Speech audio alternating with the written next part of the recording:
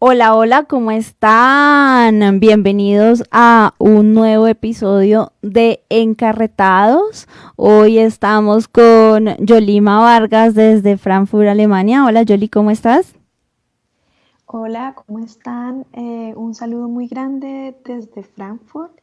Mi cuenta en Twitter es @yoligrilla y muchas gracias por este programa. Gracias, Yoli. Y hoy tenemos a un invitado muy especial que nos viene a comentar su percepción, su visión, su punto de vista de todo lo que está ocurriendo con la situación actual de la educación superior pública, que es Santiago Gómez. Hola, Santiago, ¿cómo estás? Hola Laura, ¿cómo estás? Bueno, un placer estar con ustedes. Santiago es estudiante de fonoaudiología de la Universidad Nacional, fue representante estudiantil de la Facultad de Medicina y ahora es candidato a la representación de la sede de Bogotá. Santiago, ¿tienes alguna cuenta en la que te gustaría que te siguieran en redes Claro, me sociales? pueden seguir en Twitter en @sangolugo. Ok, Sango Lugo. Y aquí quien les habla, mi cuenta es @nitolalp. También tenemos las cuentas de Encarretados en Twitter, Facebook y YouTube, y las cuentas de Teusa Radio en Facebook e Instagram para que las sigan. Bueno, entonces lo que nos convoca el día de hoy, Yoli y Santiago, es la situación de la educación pública en el país. El jueves hubo una marcha que fue convocada por varios motivos. Primero, pues por los incumplimientos a los acuerdos a los que llegó el gobierno con los estudiantes el año pasado. La corrupción que hubo, que se está destapando o que hubo, no, que hay desafortunadamente en la universidad distrital, y pues también toda la violencia, la represión en las marchas a la que son sujetas los estudiantes que participan.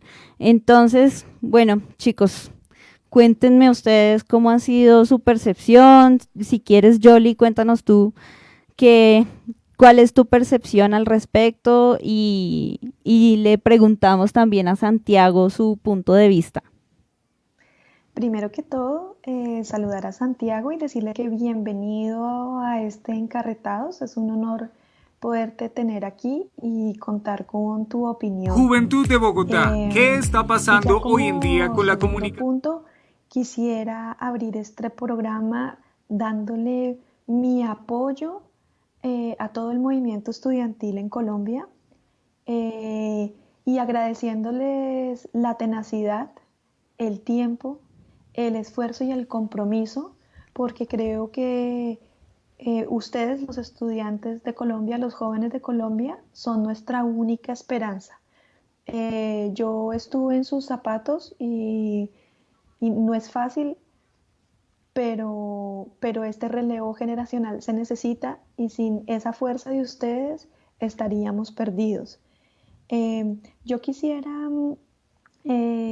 empezar diciendo que pues estos días me he sentido muy contenta, muy emocionada y digamos que más allá de las razones de las marchas, que obviamente son muy importantes y las trataremos más adelante, pues me llena de esperanza realmente ver la solidaridad que hubo entre universidades privadas con los estudiantes de las universidades públicas y la madurez de las nuevas generaciones por entender que esto no se trata de unos o de otros, sino que es de todos.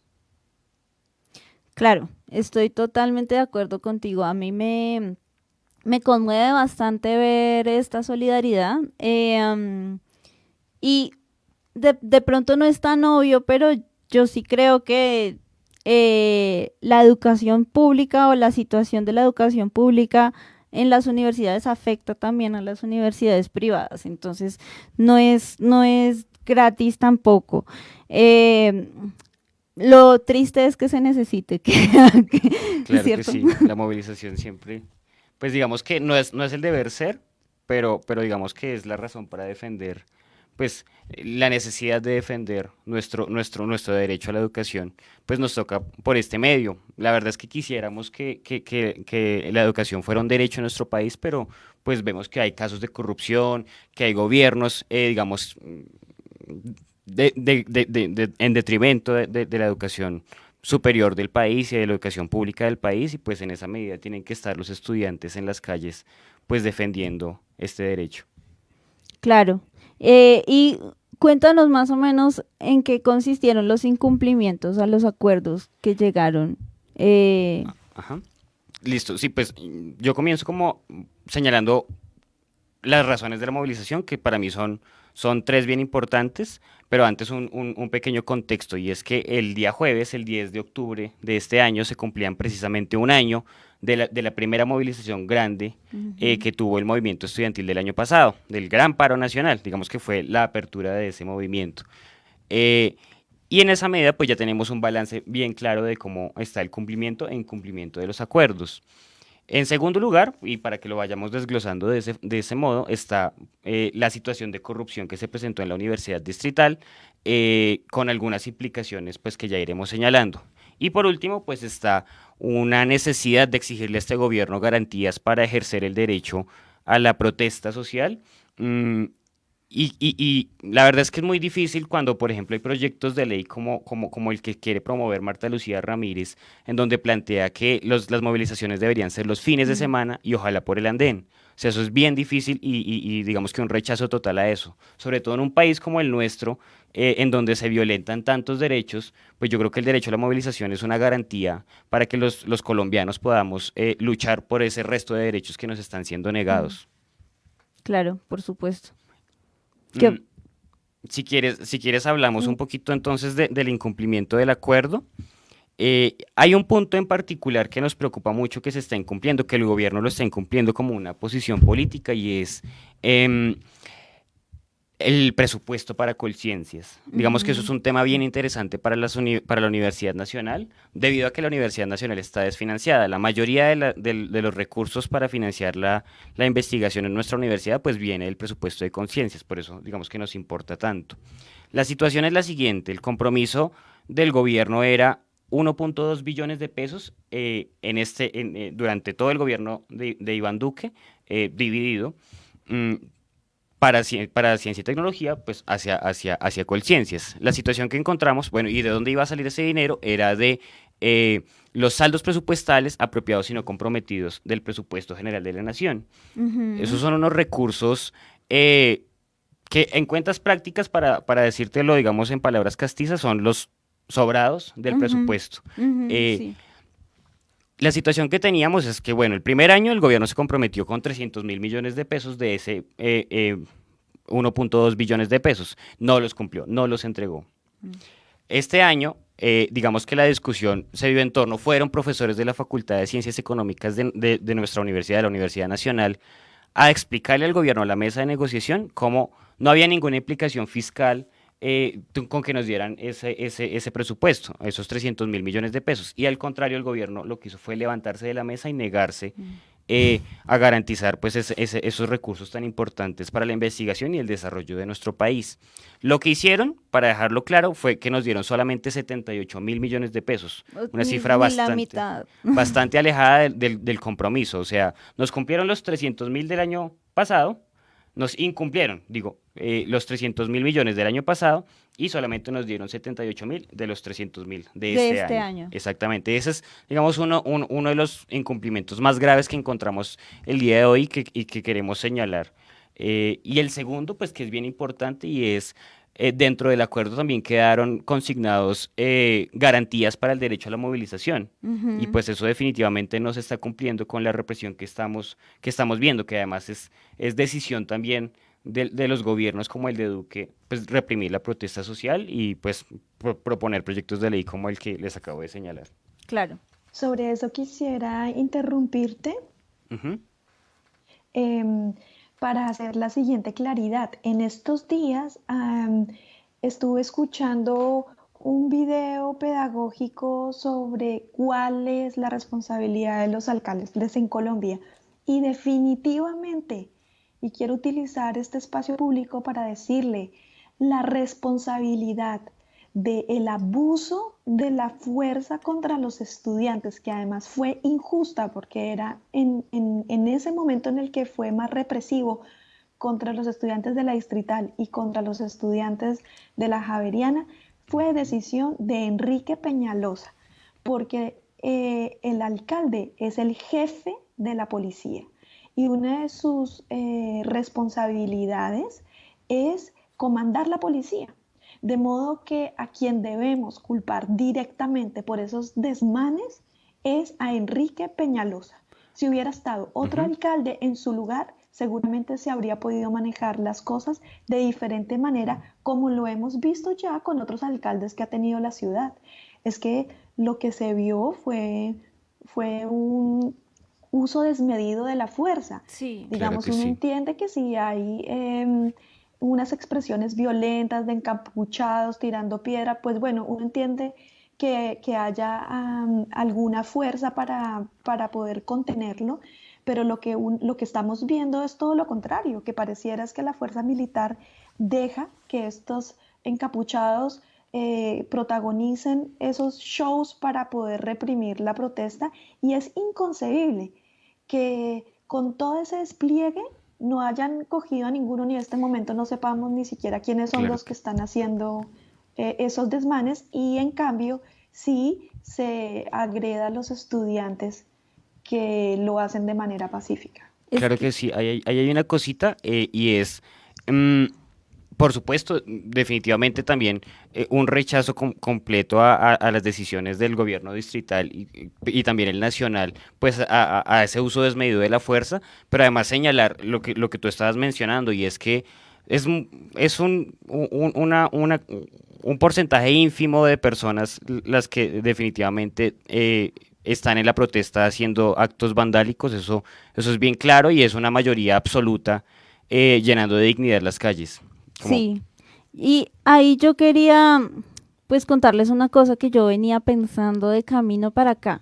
Yo he escuchado a varias personas, desafortunadamente, culpar a los estudiantes por esto, ¿sí? También he escuchado teorías de la conspiración diciendo que los encapuchados no son estudiantes, que son infiltrados. Bueno, digamos que sí fueran estudiantes, pero como lo dice Santiago, es una fracción mínima, o sea, son, no sé, 20, 50, qué sé yo, y quienes están marchando pacíficamente son miles.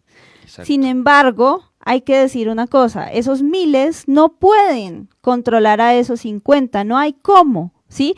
O sea, cada uno que me escuche, piense que está en una marcha y alguien más está haciendo un desmán, uno no tiene cómo ir a controlar eso. ¿Quién sí tiene cómo ir a controlar eso?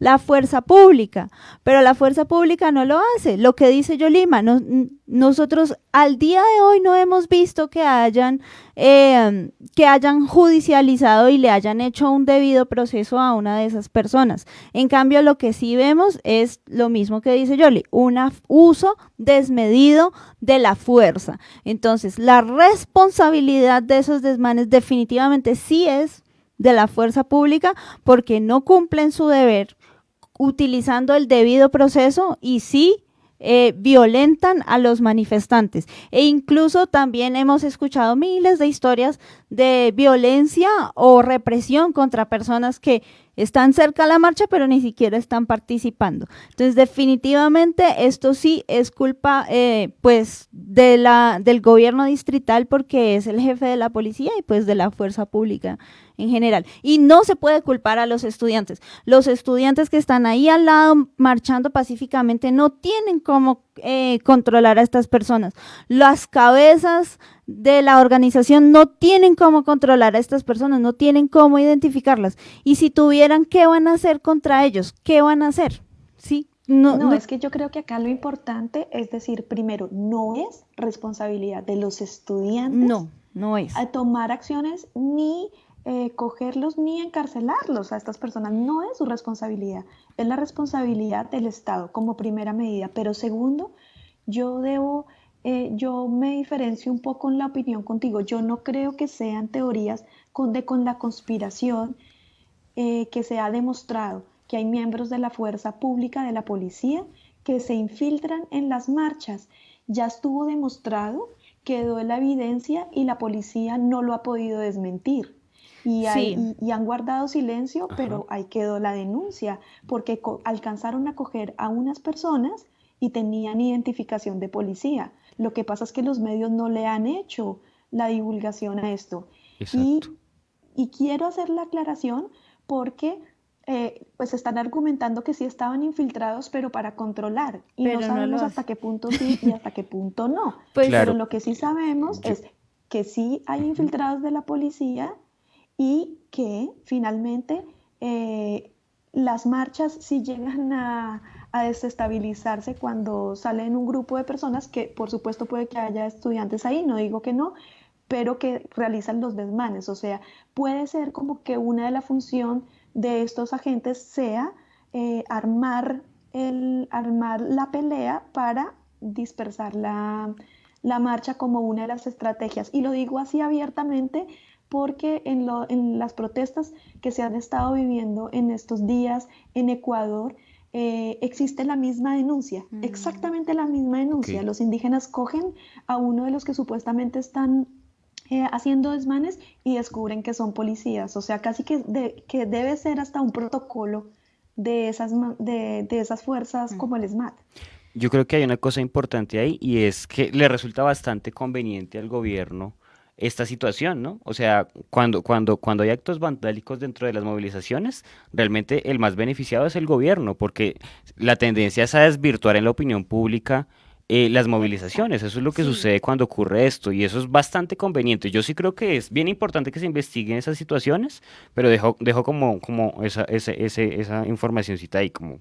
no, claro, y o sea, lo que les digo, a mí me duele que personas que de hecho yo por las cuales yo tengo cierta estima o cierto respeto vengan con ese tipo de opiniones, porque en últimas les sirve. O sea, si el objetivo, suponiendo la teoría de la conspiración, que si el objetivo es desvirtuar las marchas, lo están logrando.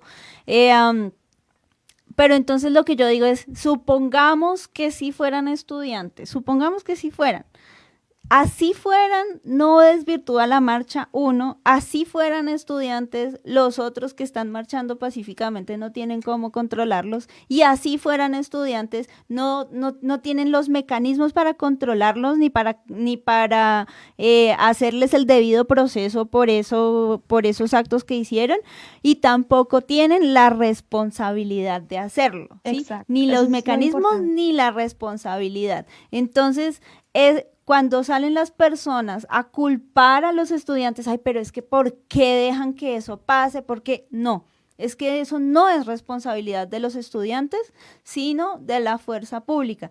Y los estudiantes no tienen los mecanismos, los medios para controlarlos. Y eso, de todas maneras, así fueran estudiantes, son 50 comparados con miles y eso no desvirtúa la marcha, nunca. Y yo creo que Perfecto. el alma de esas movilizaciones y de esta particularmente del día de antier, pues es que además fueron completamente, en su mayoría pacíficas y muy creativas. Yo recuerdo el año pasado cómo los estudiantes se movilizaban con con barcos gigantes, con una bata gigante que hicieron, por ejemplo, Sí, en mi facultad.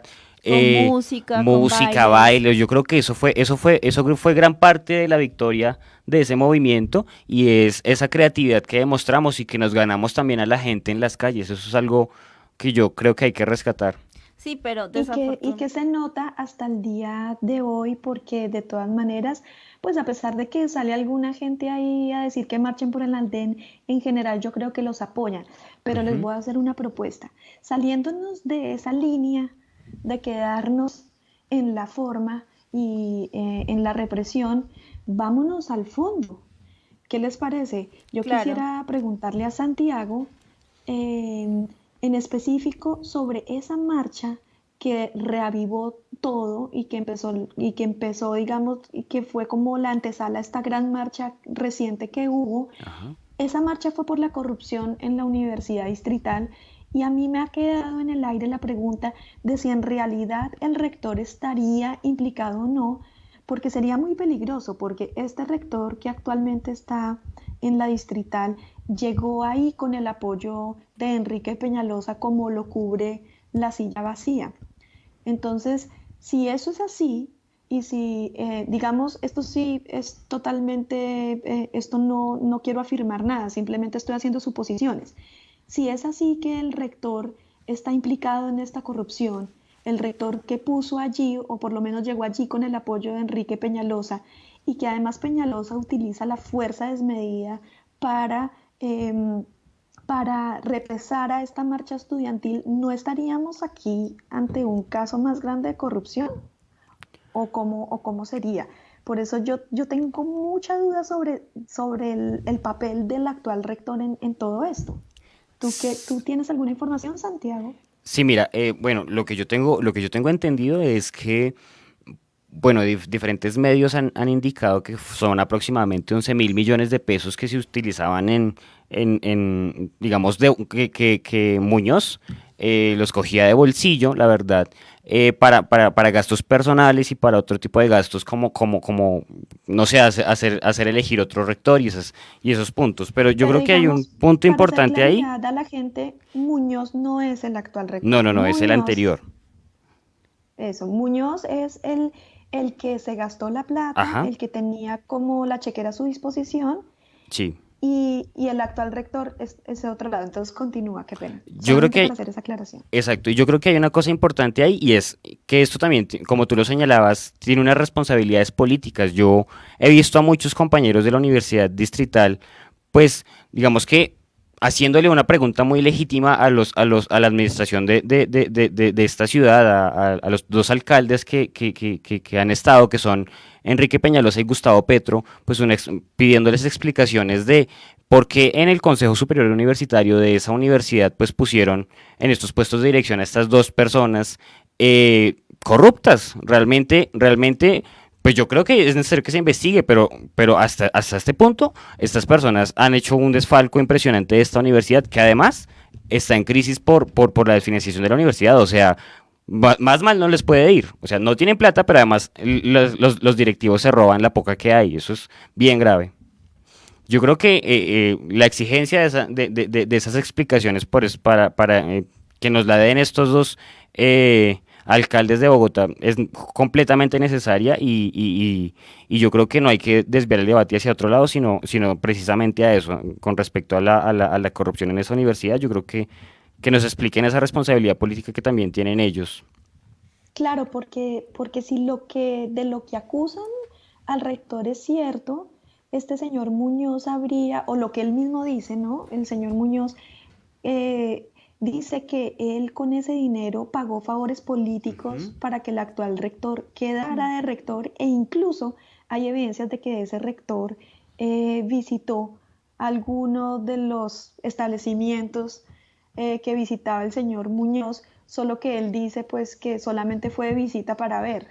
Entonces, yo Ajá. por eso hago tanto Y énfasis en eso. O sea, en claro, realidad, claro. ¿será que el actual rector también está involucrado o no? Yo sé que tú no tienes la respuesta, Claro, pero pero como, recordemos otra cosa y es lo que yo pues les venía señalando y es que eh, quien preside el Consejo Superior Universitario de la Universidad Distrital es el alcalde de Bogotá. Por eso es tan importante que Gustavo Petro y Enrique Peñalosa nos expliquen esto. O sea, la verdad es que no nos vayan a salir con o fue a mis espaldas o me acabo de enterar, porque la verdad es que yo sí creo que eso amerita una explicación bien, bien certera de estas dos personas. Y lo otro, Yoli, es que William Muñoz dice que efectivamente el rector sí está implicado y esa fue una declaración que hizo, si no me engaño, ante un ente de control. No me acuerdo si fue ante la Procuraduría o ante la Contraloría, pero él sí declaró esto de manera oficial. Entonces se está haciendo la investigación todavía, pero parece que el actual rector sí está implicado. O sea, no es un rumor, sino es una hipótesis, pues. Ok, sí, yo creo que ahí es importante que se siga investigando.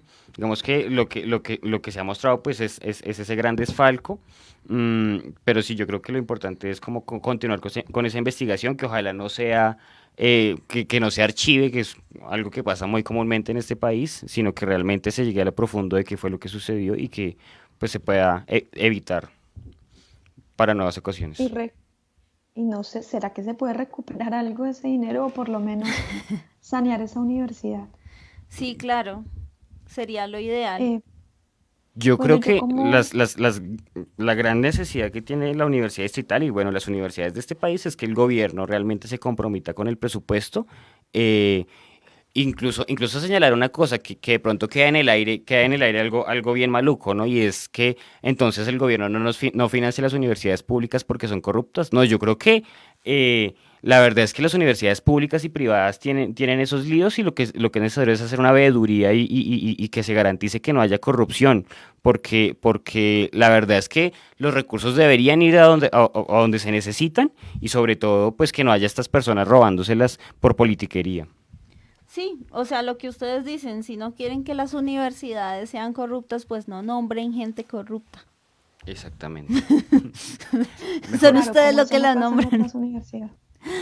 ¿Cómo? Y me parece muy bien que la responsabilidad sea de los dos alcaldes que estuvieron durante la elección de esas personas que montaron todo ese sistema para desfalcar. Sí, Claro. eso tiene que ser así. Yo desafortunadamente tengo que dejarlos ahora.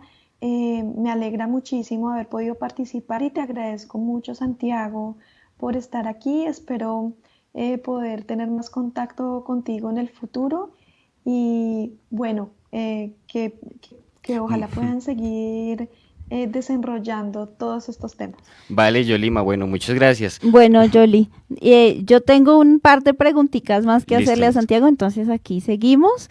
Pero gracias por participar, Yoli, y ahí nos vemos.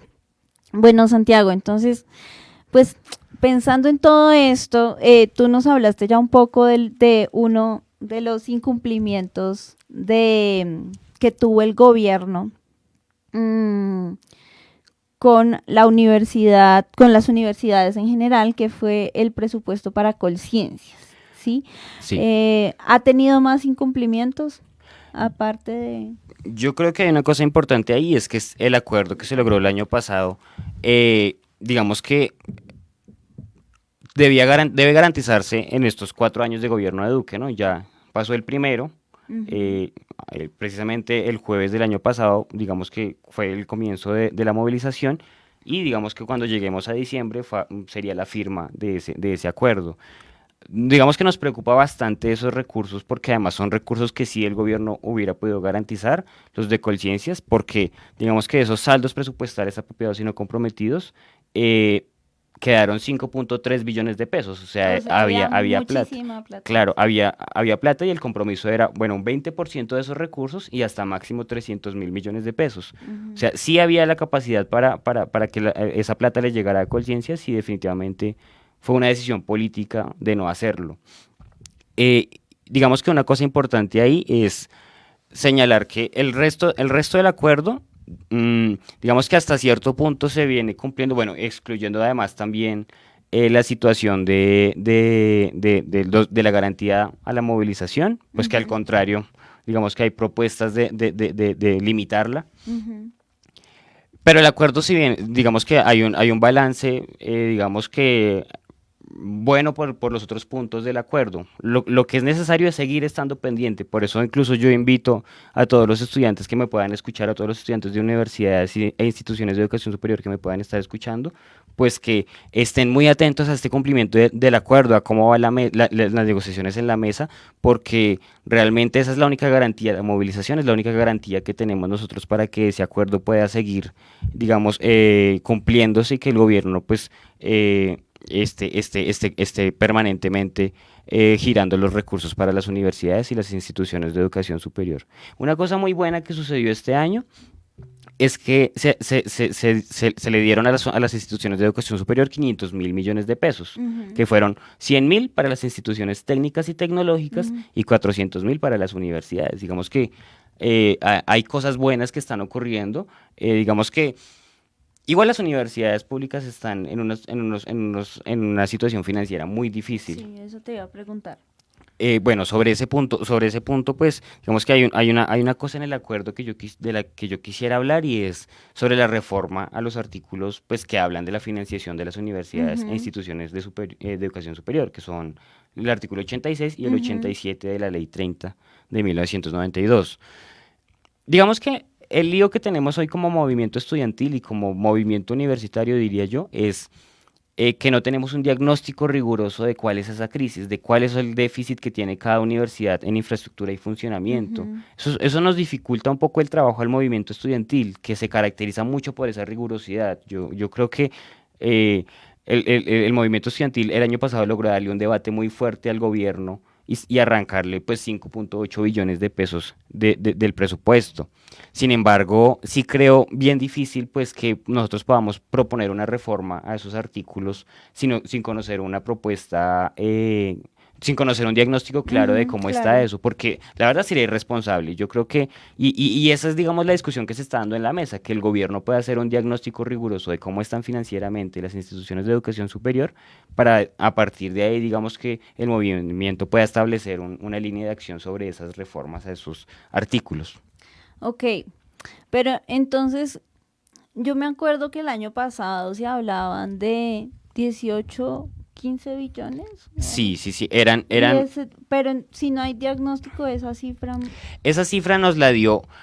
Digamos que no estoy hablando tanto de que no haya un diagnóstico, digamos, lo sucedido es que no hay un diagnóstico actualizado, porque Ok. digamos que el sistema Ok, universitario sí. estatal, las cifras que entregó para ese momento fueron 18.2 billones de pesos, Sí. que fueron 15 de inversión Inversión y tres 3.2 de funcionamiento. funcionamiento. Entonces, digamos que esas fueron las cifras que arrojaron en ese momento, pero la situación de las universidades ha cambiado, y sobre todo Sí, que no claro. conocemos, y eso sí es bien importante, de lo que sí conocemos muy poco, es de la situación financiera de las ITUs, de las instituciones técnicas y Técnicas. tecnológicas.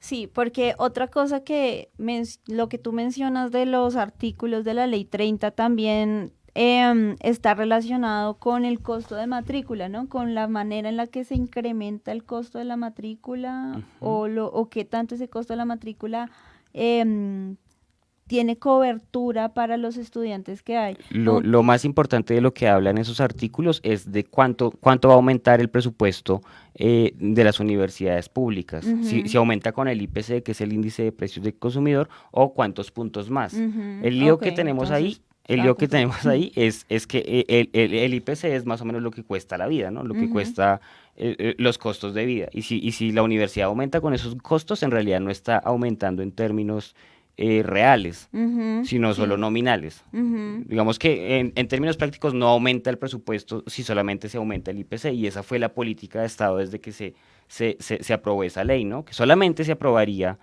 con el IPC.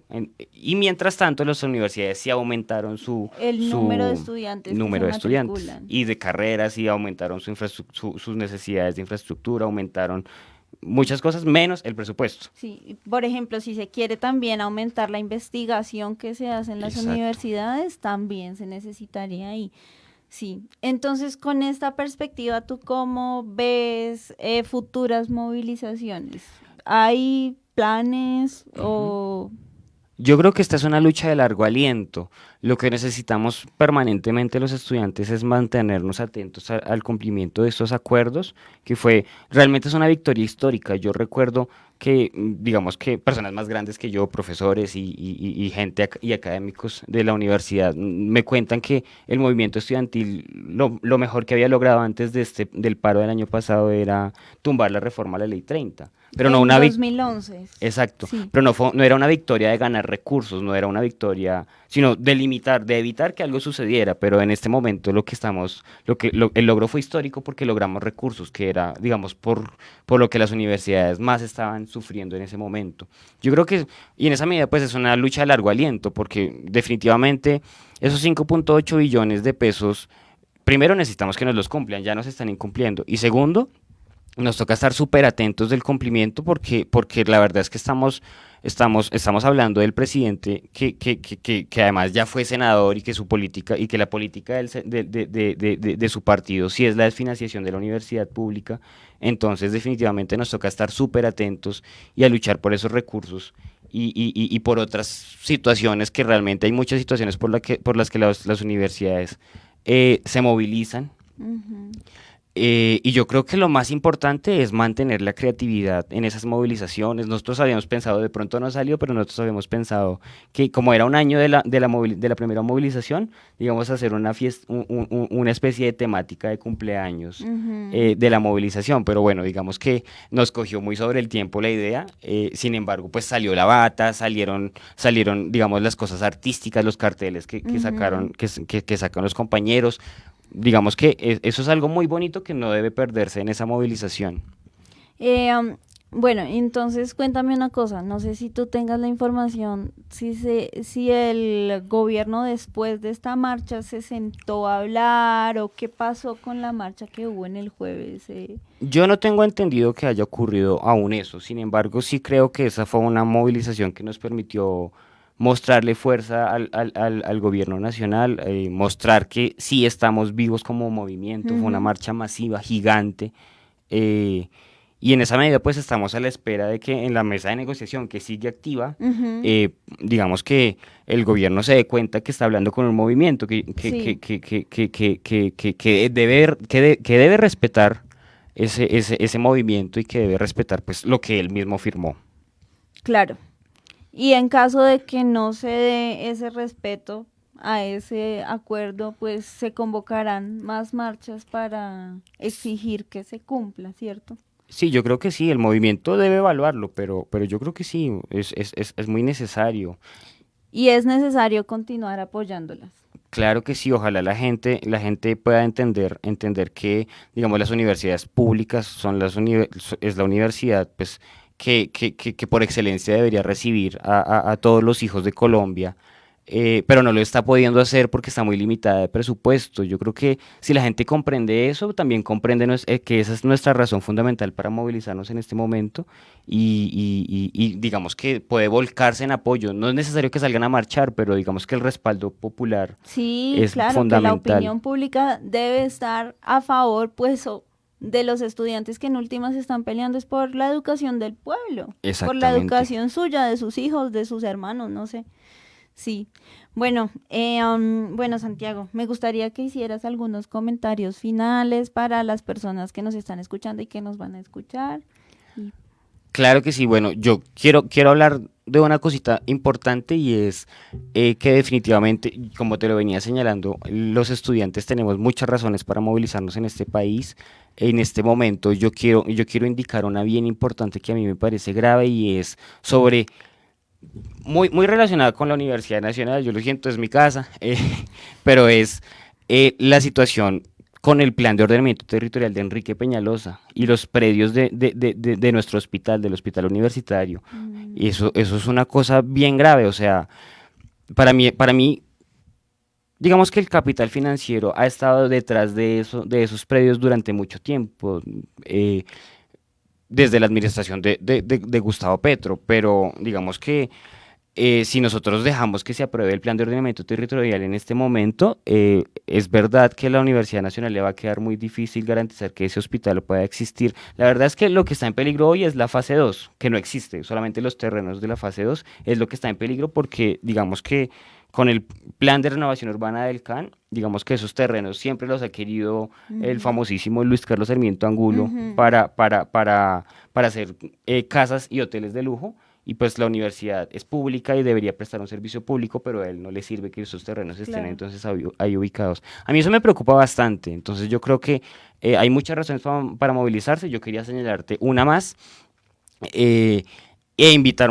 pues muy cordialmente a la gente que nos esté escuchando a volcarse en apoyo a la movilización de los estudiantes de la Universidad Nacional y de las universidades públicas. Yo creo que eso es algo fundamental, porque, porque recordemos que pues una educación superior fuerte y fortalecida en los países es un motor de desarrollo también para ellos, es un motor de discusión de qué es lo mejor para el país, es de allí donde han salido vacunas, de allí donde ha salido ciencia, investigación, patentes, etcétera, etcétera. O sea, la verdad es que defender la universidad es defender también el progreso del país. Sí. Y yo quisiera dejarle ese mensaje a la gente, como que pueda apoyar esta movilización, y que pueda acompañarnos también en ella y en la lucha pues en defensa del derecho a la educación. Muchas gracias. Sí, o sea, definitivamente esta lucha ellos no están movilizándose y marchando por quejetas, porque quieren, sino tiene un fondo bastante importante y que toca la vida de todos nosotros, Entonces, pues, Santiago, yo quiero cerrar de pronto con lo mismo que abrió Yoli, y es felicitando al movimiento estudiantil por ese aguante. Definitivamente lo que tú dices, han sido logros históricos y ojalá continúen, y en ustedes es que tenemos la esperanza de que algún día la educación de este país sea como nosotros, los apasionados por la educación, nos soñamos que sea, y es de calidad y con el 100% de cobertura para todas las personas, para poder para poder tener un avance como país, lo que tú dices, avance tecnológico, avance médico. Eso es lo que nos soñamos, y eso es lo que vemos en la lucha de ustedes. Entonces, muchas gracias por venir, y muchas gracias por ese aguante. Bueno, Laura, muchas gracias. Ojalá entonces, y ojalá tú también puedas participar de las movilizaciones. Allá te esperamos. La verdad es que de verdad todo el apoyo que podamos tener de la gente es fundamental, sí, para claro, esta gran tarea. Yo voy de corazón porque yo tengo clase. Okay. Y a mí me toca ir a clase. Entonces... Bueno, okay. Ojalá te coincida una entonces, ojalá en un buen horario. Ojalá me coincida una. Pero bueno, de todas maneras, de corazón yo los apoyo. Listo, muchas gracias. Bueno, chao. Juventud de Bogotá, ¿qué está pasando hoy en día con la comunicación comunitaria en el marco de la era digital? En octubre llega Lo Digital Transforma en su tercera edición.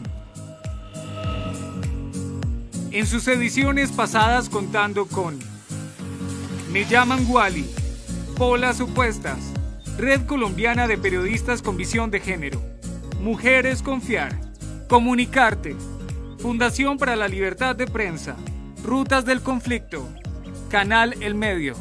Este 17 y 18 de octubre del 2019, en Uniparamericana, Fundación Universitaria y Universidad Piloto de Colombia, podrás explorar espacios de diálogo sobre radio análoga versus radio digital, perder el miedo a cubrir temas de género, ¿sirven los memes para reírnos de nuestra desgracia?